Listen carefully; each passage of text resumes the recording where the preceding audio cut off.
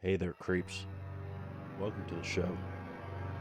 If you're looking for some spine chilling stories to help keep you up at night, you're in the right place. Before we begin today's episode, I just want to take a moment to remind you that we're on Facebook. So please mosey on over there after the video and give us a like. Just search Creep Father Productions and boom, there we'll be. Also, please take a moment to comment on this video and all of our other videos. It would mean a lot to us. Finally, subscribe. Your subscription would mean the world to us. It will help keep us in good terms with YouTube's algorithm by keeping us in the spotlight, which will help make it easier for more creeps to find us. More creeps, more creepy stories. By the way, if you would like to submit your scary story to us to narrate on the show, feel free to send it to submit.creepfatherproductions@gmail.com. We will be rolling out new merchandise for purchase once we reach 1,000 subscribers. Thanks for all your support.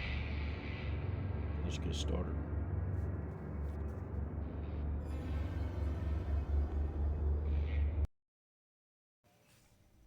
I am a trucker and have been for almost 20 years. I've been all over the country and I've seen so many things in my time on the road it will make your head spin. This one experience takes the cake over all the others. About 10 years ago, I was hauling a load to Savannah, Georgia.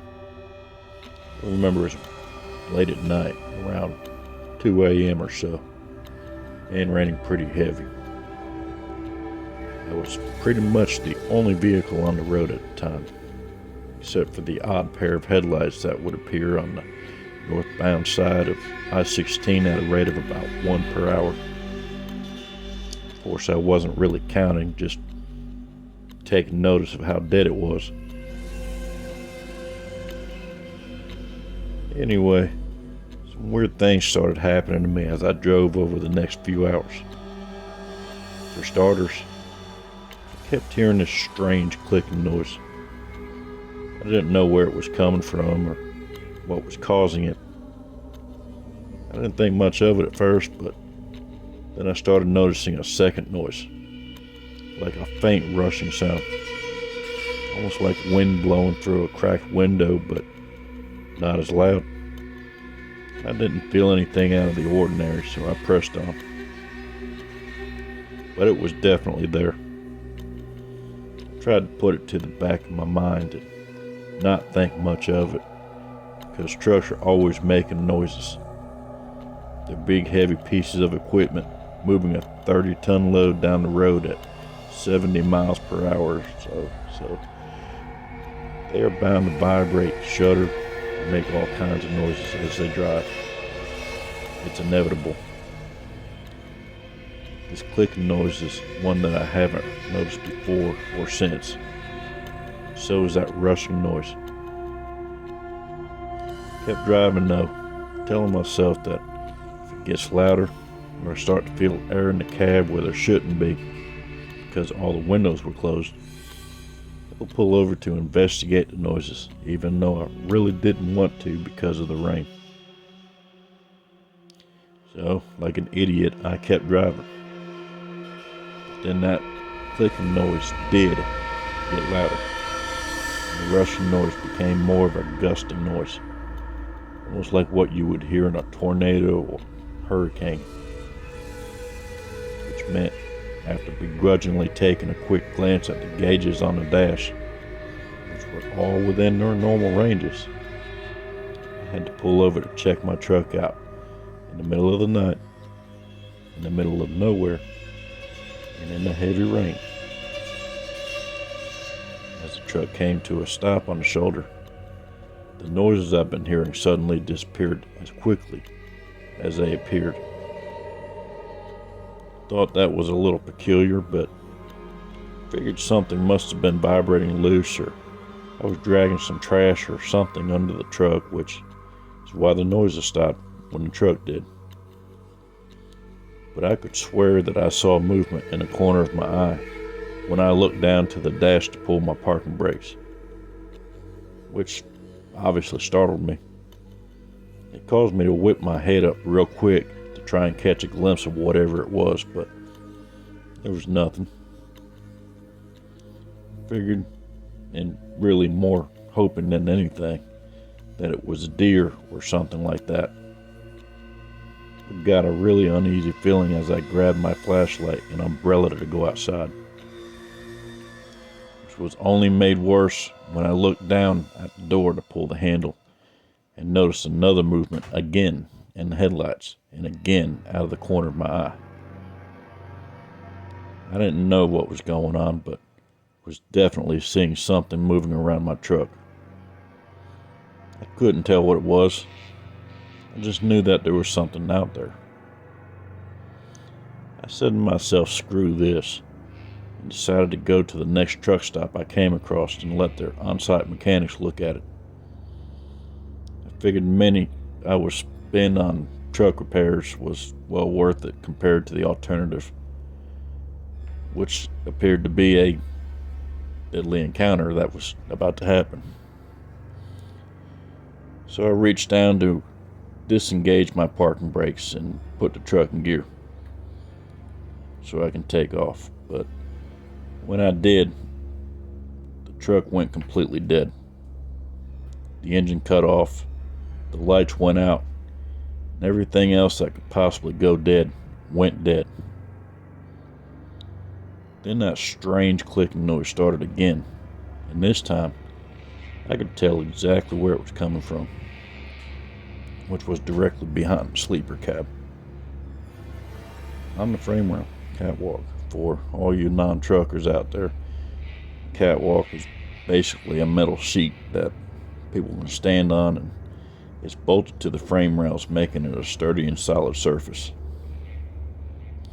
Anyway, that's where the clicking noise was coming from.